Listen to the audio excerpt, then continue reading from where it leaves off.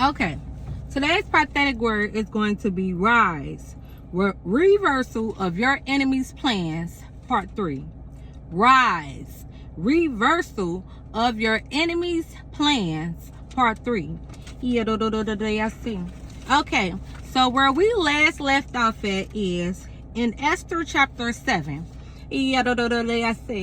Haman is hanged on the gallows that he had made for Mordecai. We spoke about how Haman's intentions were to kill Mordecai, who was a Jew, but instead his plans backfire upon his own head, and Haman is hanged on the gallows that he had made for Mordecai. Okay, so now Haman has been hanged on the gallows that he had made for Mordecai. And now we are going on to see what happens after that. So we have it here that Haman has been hanged, but we still have a problem. Remember, we spoke about the decree, the law that Haman had put in place for all the Jews to be annihilated. So even though Haman has been hung on the gallows, this decree that he had set out is still in motion. So here we have it here in Esther chapter 8. Esther is going to go before the king and ask the king to avert the plan, to avert the decree that Haman had put into place. To avert. The definition of avert means to turn away, to prevent, or ward off. It means to prevent, to stop, or avoid. So to avert means to turn away, prevent, or ward off. To prevent, to stop, or avoid. So now Esther still has more work to do. She's going to talk to the king about him averting this plan, changing this law, changing this decree. So I'm going to read that. In Esther chapter 8, it says, on that day, King Ahasuerus gave to Queen Esther the house of Haman, the enemies of the Jews. Pause. After Haman is hung on the gallows and killed, it says, scripture says that King Ahasuerus gives Queen Esther Haman's house. So in Esther chapter 8, it says, on that day, King Ahasuerus gave to Queen Esther the house of Haman, the enemy of the Jews. And Mordecai came before the king, for Esther had told what he was to her. And the king took off his signet ring, which he had taken from Haman, and gave it to Mordecai. Pause. So now Mordecai is now allowed to come before the king. And Esther has now told the king that Mordecai is her uncle.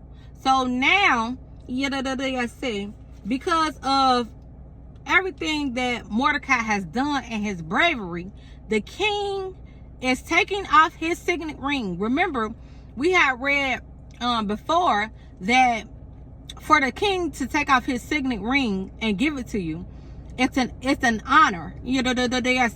So now the king, who once King Ahasuerus had once taken off his ring, his signet ring, and gave it to Haman.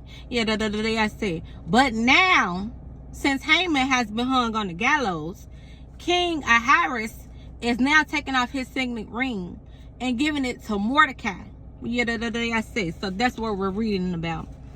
It says in Esther chapter 8, verse 2, and the king took off his signet ring, which he had taken from Haman, and gave it to Mordecai.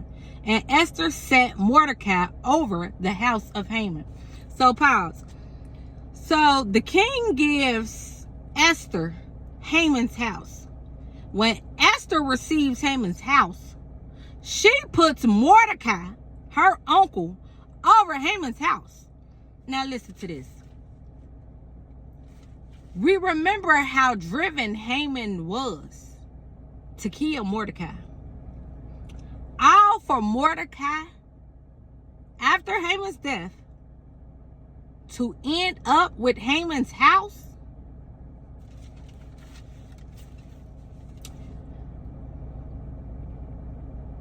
Esther chapter 8, verse 2. And the king took off his signet ring, which he had taken from Haman, and gave it to Mordecai. And Esther set Mordecai over the house of Haman. Then Esther spoke again to the king. She fell at his feet and wept and pleaded with him to avert the evil plan of Haman the Agagite and the plot that he had devised against the Jews.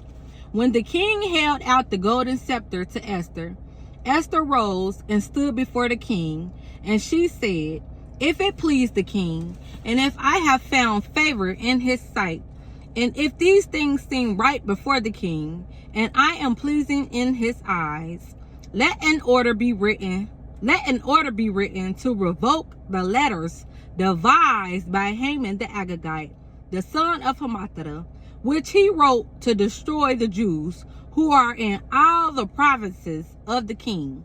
Pause. So Esther is going before the king, and she's saying, if I find favor, if I have found favor in the eyes of the king, let the king revoke the plans, the plots of Haman the Agagite. To revoke means to put an end to the validity or operation of a decree, decision, or promise. It also means to have something officially canceled, annulled, or taken back.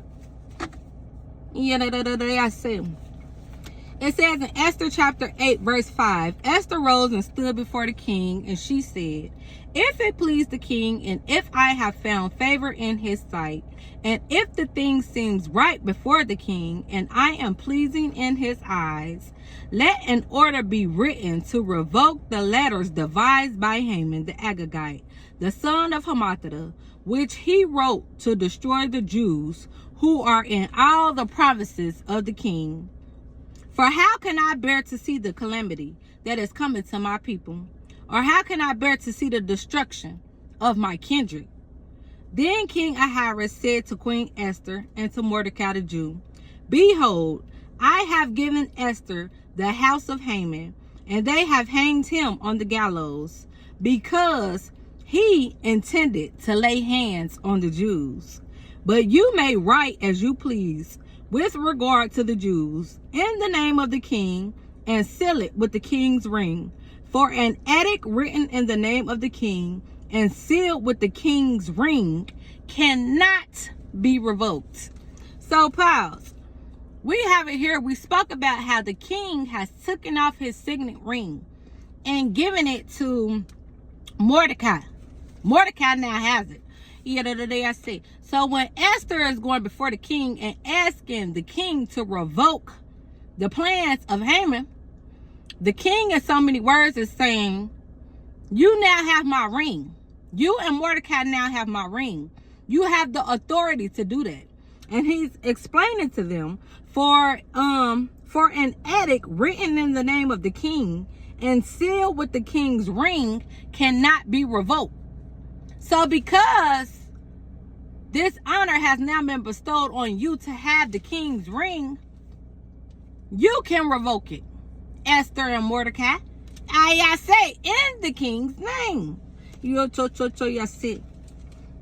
Esther chapter 8, verse 9, the king's scribes were summoned at that time in the 3rd month, which is the month of Sivan, on the 23rd day, and an edict was written, according to all that Mordecai commanded, concerning the Jews, to the satraps and the governors and the officials of the provinces, from India to Ethiopia, 127 provinces, to each province in its own script, and to each people in its own language, and also to the Jews in their script and their language. And he wrote in the name of King Ahasuerus, and sealed it with the king's signet ring.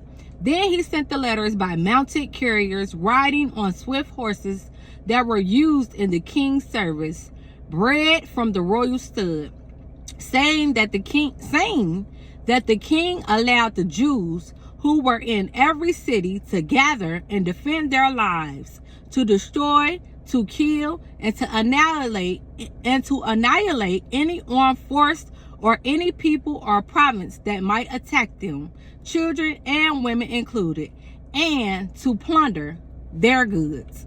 Pause. So we are speaking of now Mordecai and Esther with the king's ring has now revoked the plan, in the plot to have all the Jews killed and annihilated. They have now revoked Haman's plan. And now there's a new plan in order. And this is what the new plan is, that Mordecai and Esther puts in place.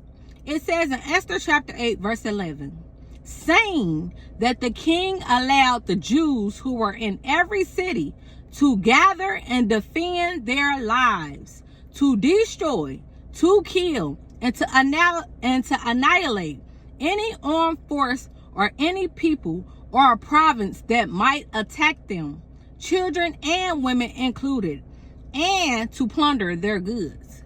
So now, Esther and Mordecai have now put it in place that the Jews are to defend themselves, to defend their families,